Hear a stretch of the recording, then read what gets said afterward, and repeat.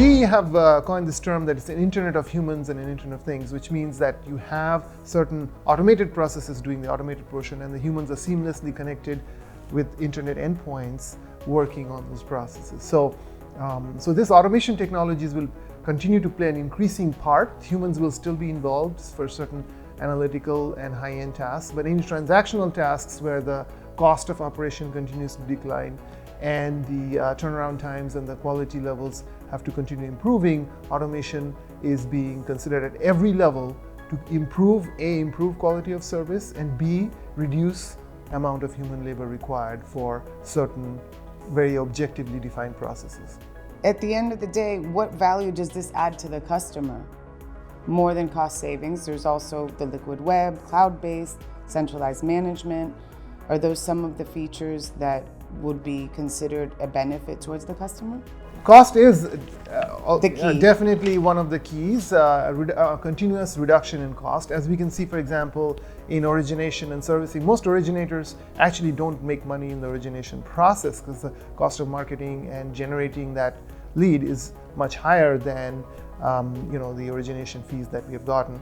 But the money is made more in secondary market sales. So being able to reduce that cost further is important. Even in servicing fees continue to decline by mandate and also due to increased regulatory compliance requirements. So cost is a factor there. So number one is cost, of course. Number two, quality. So what we want to do is enhance quality at every level and keep squeezing out that extra bit of quality at every step and do that continual improvement process. So here's where taking processes that human beings do very well and then that are rule-based, and we can put the rule in the computer and run those either as a quality check or as an actual operational process, then quality would improve. We can also enhance capacity and increase variability. So for example, if we have a large workforce, letting the workforce grow, bring them back in is cumbersome. But if there was an automation, it is as easy to click a few buttons and reduce the capacity of the server processing that particular batch processing of document files, for example. So at every level, we see that there is improvements, not just for us, but also for the customer. And we make it a point, and this is one of the key factors in Nexval, as much as we like to increase our profit margin, we also want to reduce costs for our customers and give them that incremental benefit. So that is clearly stated in all of our invoicing on what is the process automation we have achieved and what is the benefit in cost that the customer gets from that. Does the customer get a dashboard or something like that where they're able to see these metrics? Absolutely. So I mentioned NextDeck, which is our automation software. So it's an integrated dashboard in which you're looking at all of your SLA metrics, sometimes on a real-time basis as much as that data is available. And it is, but definitely at least on a daily basis. It's not like in a month or a quarter you get a report and then you realize something's wrong and you can drill up and drill down into it. But part of the dashboard is also this, the cost factor and saying, how much is my cost per process? Has this improved over a period of time? Are we getting better? Are we getting worse?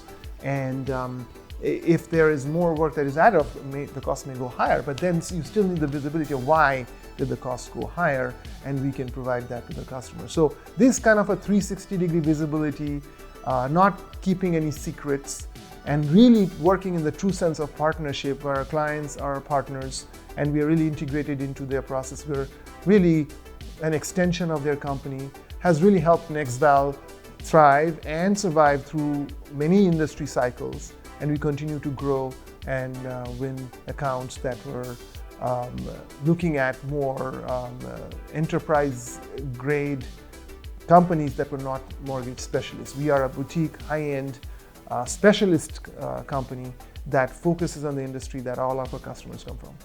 Well, it seems like you're very agile, very resilient, and your strength shows, especially in delivering a quality product.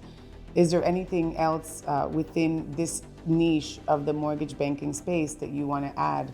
Yeah, I think as we look at our strategy overall over the next couple of years, the focus or the pivot, as we say, from mostly a people-oriented to a more technology-oriented business will become apparent. Not only are we working on technologies that improve our current way we do work, but we're also focusing on what the future of technology is in the mortgage banking industry. So we have active projects, for example, in all of the latest automation technologies in the RPA area, where we have what we call incubators, where we're looking at what can we do to enhance productivity and incorporate these RPA technologies into our workflow in the future. We're also looking at the seismic changes that are happening on, for example, the blockchain and distributed finance space, where mortgage banking will be affected with the blockchain technologies. For example, the title industry, many of the title processes, which are now centralized databases, will go to the blockchain.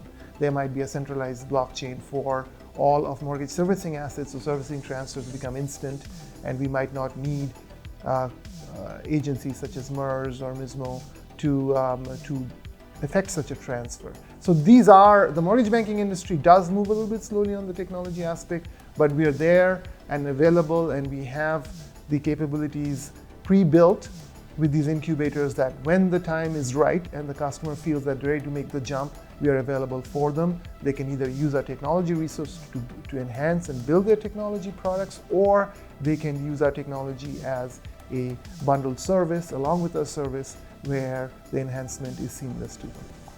Excellent. Well, thank you, Soren, for all of your insight. And we thank you for joining us for our Soren with Soren series. And stay tuned. Thank you. Thanks.